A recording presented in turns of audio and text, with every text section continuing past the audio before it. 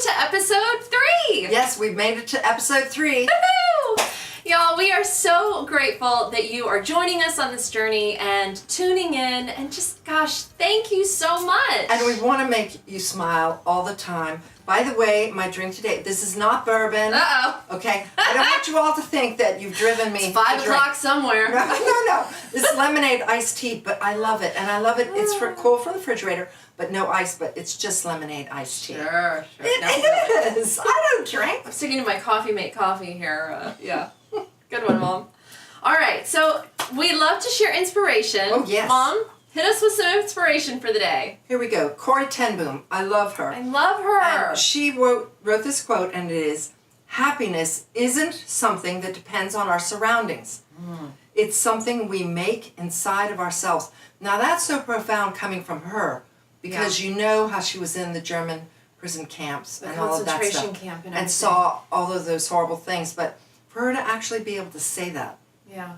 Yeah, when people are saying challenging. things when they are in hard circumstances, it's so easy when, you've just won the lottery. How do you feel? I'm going to Disney World. Yeah. But when you are going through the hard challenges of life. Or brutality. That's the brutalities. brutality of those camps. Just so much going on. It's horrifying. To And yet, still find that you it's- can create your own happiness inside of yourself and peace inside of yourself. But you can't do that apart from the Lord giving you the strength.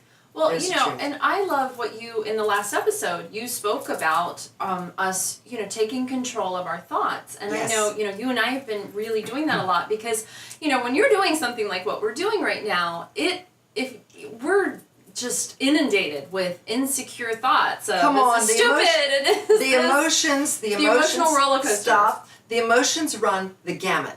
This is really a good thing we're doing. This is really serving people. It's really helpful.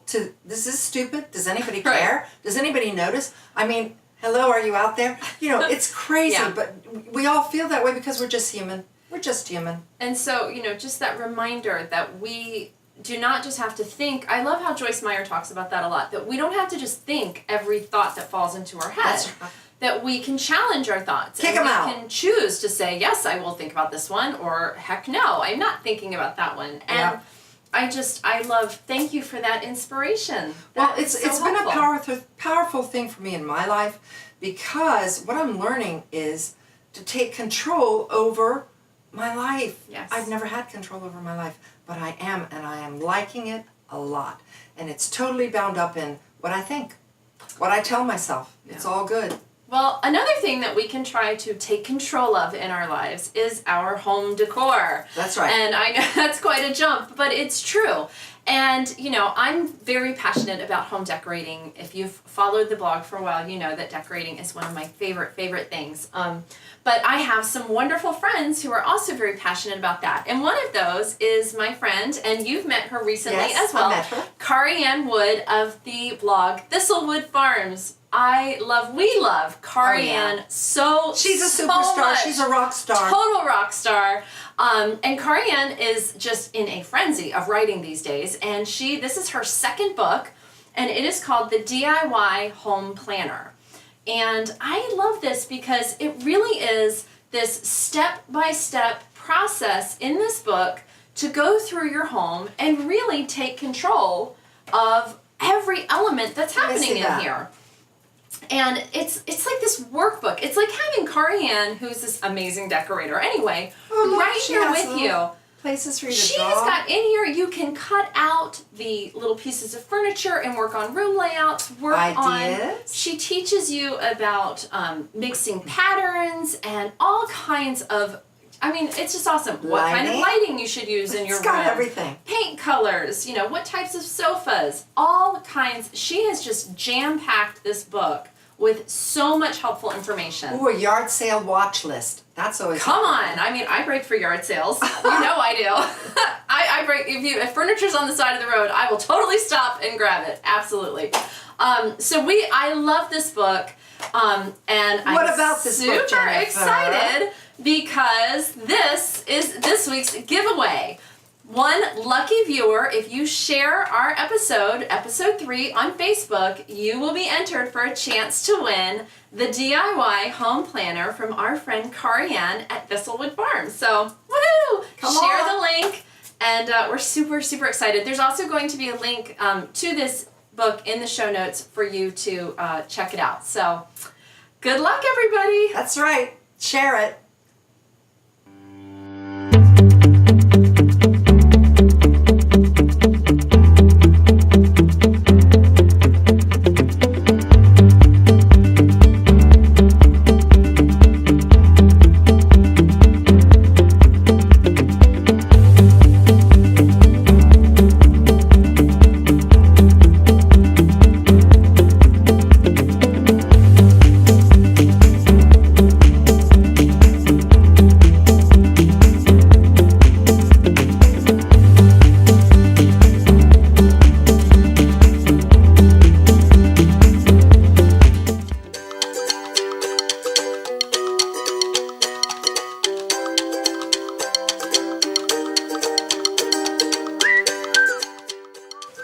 Welcome to the craft studio. Welcome. Y'all, today we are going to do what we hope is going to be a really fun project. We are going to be making a monogrammed tote bag. And there's a few things that you're going to need to do this. One is a tote bag. And we have these awesome tote bags in our maker studio, and we will share a link to this. One of the things that I love about this is that it's a really heavy gauge of cotton fabric, canvas. So it's this is not like the normal ones that you see in the stores. They're lightweight. Yeah. And it has a large bottom, spreads open. Yeah, See nice that? grommeted sides, and it's big. I mean, Yeah. we can Computer. fit You could do a weekender with it. library, all kinds of things can go in here. So you're going to need a great tote bag, and we'll share a link to that. And then we're going to be using the monogram kit that's in our maker studio. It's Alphabet 6, and that's the name of the monograms that we're using for our letters. But then you're of course going to need paint, and we'll tell you about the paint that we're using. But there's a couple other things that we suggest that you have to make the project a little bit easier. And so one is a piece of poster board, and we've just slid this inside the bag to help the paint not bleed through to the other side. And some painter's tape, a ruler, a pair of scissors, and a hairdryer if you want to accelerate the drying process. A thinner painter's tape. There's thinner and then thicker. So we've gone ahead and taped it down, and this is probably the trickiest part of the whole project, is getting your baselines. So for this, we decided to use the handle kind of as our starting point. And we're going to do an outer color, and then we're going to remove this and do an inner color, and we're going to do a monogram, and we're also going to add a cute little pineapple embellishment top. So I think it's going to be really cute, don't you? I think so too, yeah. So one thing that you want to do to make sure our paint doesn't bleed through to all the lines is to burnish the edges. And that just means we want to really push down along the seams where the paint is going to be stopping to try and give it that really tight seal so that none of the paint is going to seep through when we're doing this. So the colors that I picked for mine are going to be Summer Nights, which is this gorgeous blue color. And then we're also going to use the Pick a Pepper, which is this beautiful, gosh, it's like, it is corally. It's like a pepper. I love it. So we're going to do the blue on the outer side. So we're going to go ahead, and for this you want to use straight paint. You don't want to dilute your paint, even though sometimes you do dilute paint for fabric projects. But for this particular one, we really want the opacity of the paint. We want to use full force, so we're not going to dilute this at all. So we're just going to get our paint. We are going to offload it onto our piece of cardboard, and we're just going to start pouncing the paint on here. And again, you want to just pounce. You don't want to mush it, brush it at all. No, because we really do just want, and I need my glasses, we want the paint not to seep through those tape edges. And you want to be, you don't want to be too heavy-handed, but you don't want to be too light with the paint either. Okay, so we've got the paint on there, and one of the keys when you're working with the paint, with the tape, is that you want to take the tape off while the paint is still wet. So I've got this cross section. You want to take the top piece of paint off first, and let me just make sure I know I've got some dried paint on my hands. Don't want to get it on anything. And just pull this right off. Whee! Look at those pretty lines. That's one of the things I love about working with tape on projects like this, is that you get these crisp edges that honestly I could not get that kind of edge myself. Not freehanding. How about you, Mom? No. Alright. Oh, look, that looks nice. Pretty. I'll take that. Okay, so now that our paint is dry, we're going to go over it again now with more painter's tape. But now we're actually going to go over the lines that we painted so that we can create the defined space for our center color. We want to leave a little edge of the blue showing so that we'll have that nice crisp line. If we covered all of the blue, there would be a chance that we would have like a little separated space, and we don't want that. Now we're going to take the Pick a Pepper paint and we're going to do the middle. Here we go. Okay, so now we're going to put the monogram letters on. We're going to line these up.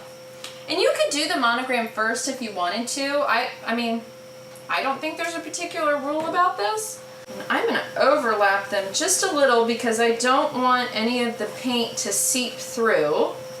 Alright, so again, I'm going to take my paint, put it on my foam dome, and hold these little guys down.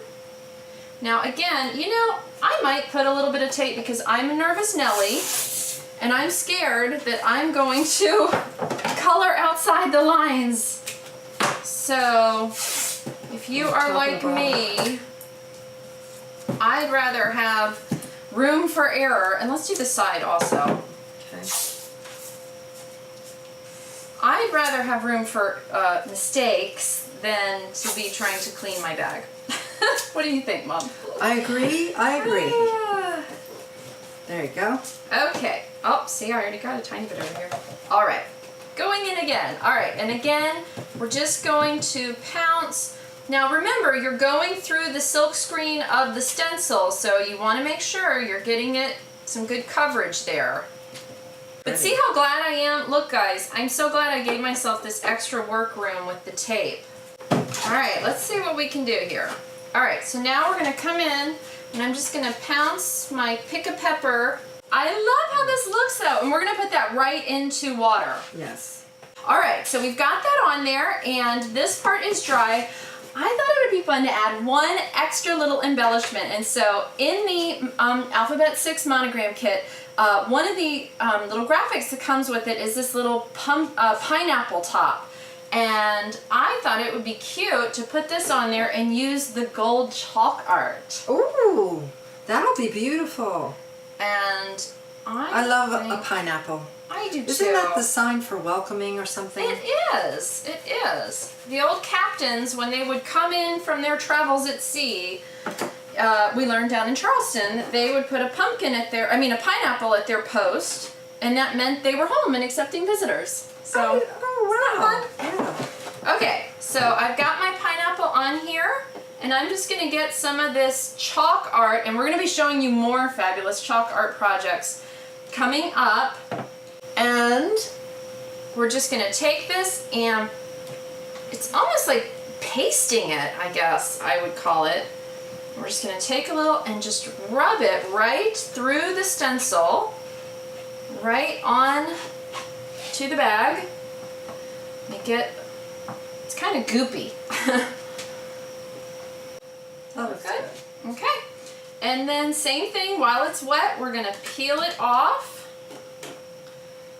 and hopefully reveal a pineapple top. Oh, that looks nice. And look at this fabulous tote. Oh, that so looks really cute. You guys, I love this. I do too. So again, there's so many fun things that you can do with this paint, from furniture to tote bags to pillows, home decor, frames, trays. We're going to be making lots more fun stuff with you. But thanks for making a tote bag with us today.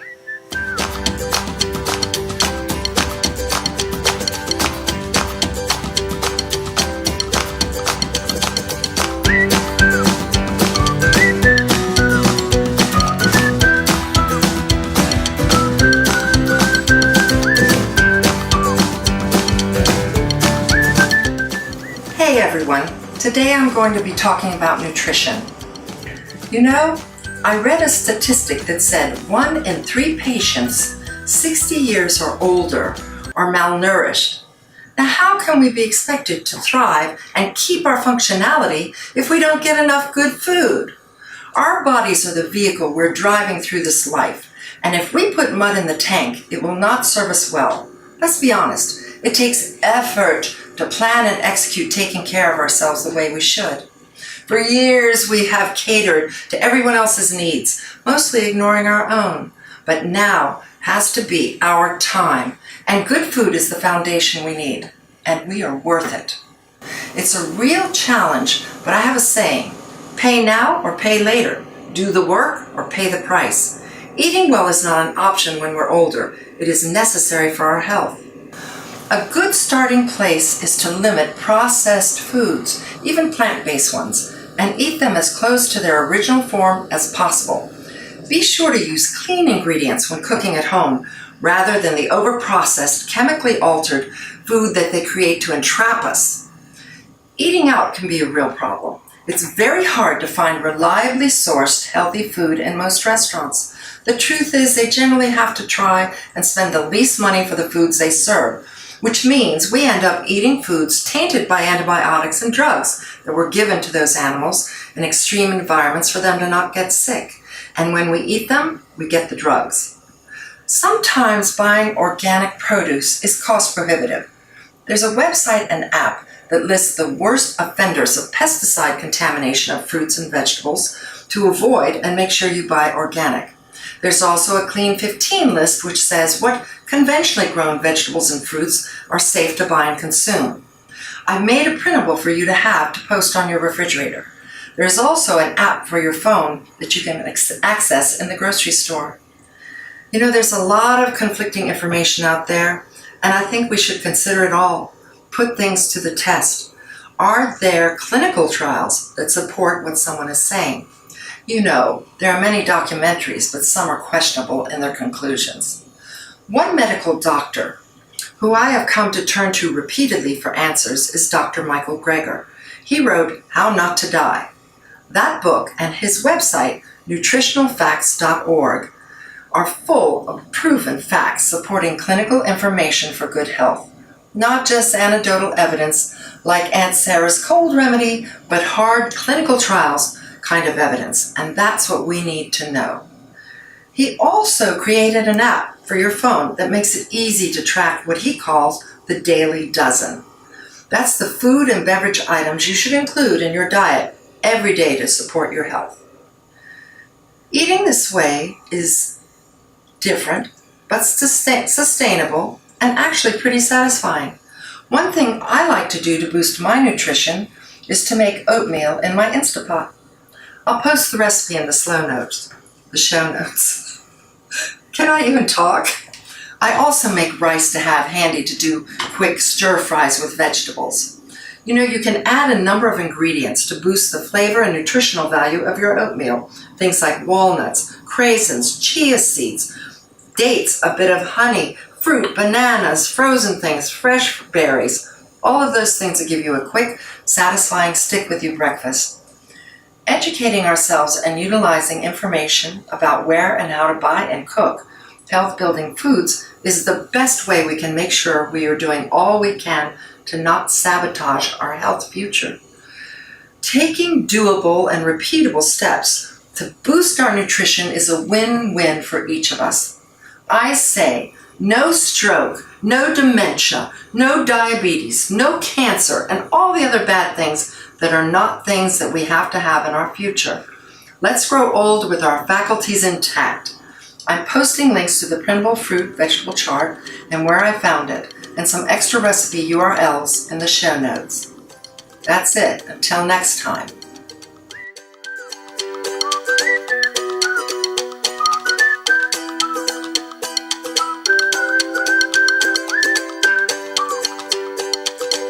Today I'm going to show you how to make a super simple and totally delicious breakfast treat, frozen yogurt breakfast pops. We love these at our house because they are all the deliciousness of yogurt and fruit and granola, but in a fun popsicle format, which my daughter loves to eat, and it's a great way to celebrate these last few days of summer while we can. And they're super simple to make. So all you need are, you can use just one kind of fruit if you like, or you can use multiple fruits. We love a mixed fruit. So here I've got some frozen strawberries, blueberries, peaches, and I have 2 cups of frozen fruit, and I'm gonna drop that right in the mixer bowl. And then I've got, one ran away. Then we're gonna add 2 to 3 tablespoons of honey. It's really up to you how much honey you like to add, but I'm just gonna squeeze, like I said, it's about 2 to 3 tablespoons. And then I'm gonna pop the top on and give this a quick zhuzh with the mixer.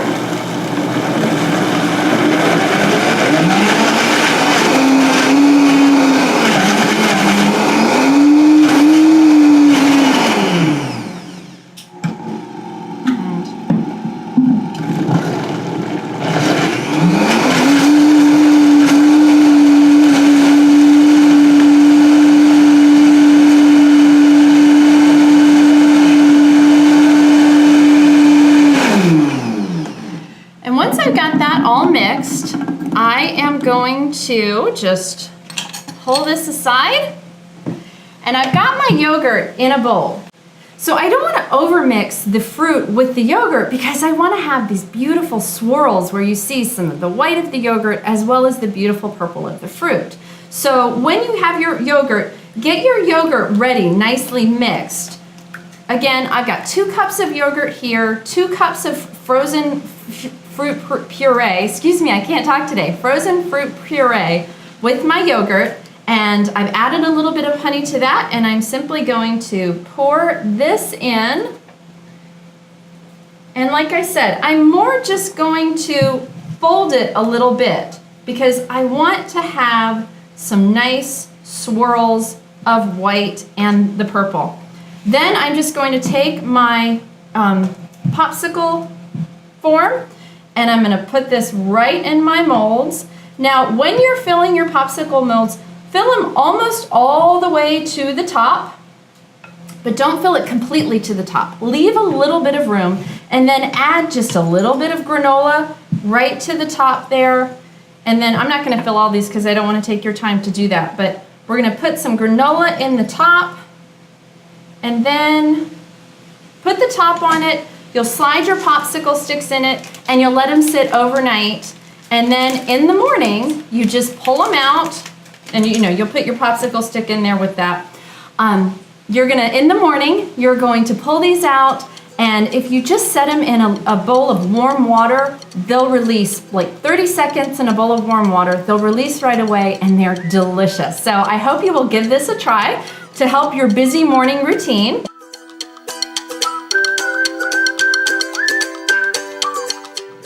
A delicious breakfast pop like that is a wonderful way to keep our morning routine going. But another way that I like to keep us on track as we're moving into fall and trying to get back into new routines are with daily routine sheets.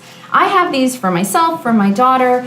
I love them. And you know me, I love a printable, so of course I've made little printables for this. The reason that I love this is because it's something that we can post and we can refer to it easily. It's right there. We know the things that we need to be doing throughout the day. Here I've got sections for weekday, chores and tasks, Saturday, Sunday, as well as just morning and evening routine tasks that need to be done. And it's just a great way to keep us moving forward and on track. So of course I had to make one for you as well. So if you go onto the show notes for today's show, you can download your own copy, and it has spaces for you to completely customize this. It's a PDF, you just open it in Adobe Reader, and you can type in all of your tasks and chores that you're trying to keep your family on routine for, and print it out, post it on your fridge, or I also like to post things like this on really cute little clipboards. And so I thought it would be fun to show you a sweet little clipboard project. This is a super easy craft. It's a great way to take something that's really utilitarian, like little clipboards like this that you can pick up at the dollar store or Walmart, Target, anywhere like that, and suddenly make them super, super cute. So This is a super easy project that you can do, and I want to show you really quickly. To make this, all you need is a clipboard, some scrapbook paper, a pair of scissors or a paper cutter, and some either double stick tape or some glue. And what I've done here is I have pre-cut these pieces of paper. I've cut mine to 9 inches wide, so I've got 9 inches long by 3 inches tall. And just take some double stick tape, and we're gonna just tape it down. To do the top part, I did cut a little slit in the side and then just slid it up under there. And then we're just gonna take, and now you could do this easily with one kind of paper, but I loved so many of these papers that I couldn't resist doing kind of a patchwork quilt effect. But I love this because you can, when the tape is not fighting me, you can so quickly completely transform a clipboard like this into cute, stylish, totally customized decor for your home that is also going to help you, because I think when things are pretty, I do a better job of paying attention to them. If things are just totally utilitarian and boring, I lose interest. My creative mind starts to lose interest, and you know, that's not gonna help anybody out. But when it's pretty, I wanna look at it more, I wanna use it more, and suddenly, with just a few minutes, I have created something that I would happily hang anywhere in my house or have displayed on a table. It's gonna look so cute, so pretty, and it took no time at all. Now, I do want to point out real quick that I did spray paint the top of this, and I did that step before, so it was plain silver. I just wanted to give it a little extra something. I liked the green, how it coordinated with the papers that I chose, but it just adds a nice touch. So I hope you guys enjoy this. I hope that you will give these breakfast pops a try and download the daily routine sheets. They're free on the website for you, and maybe even make a crafty little clipboard to keep yourself organized this week. So thank you.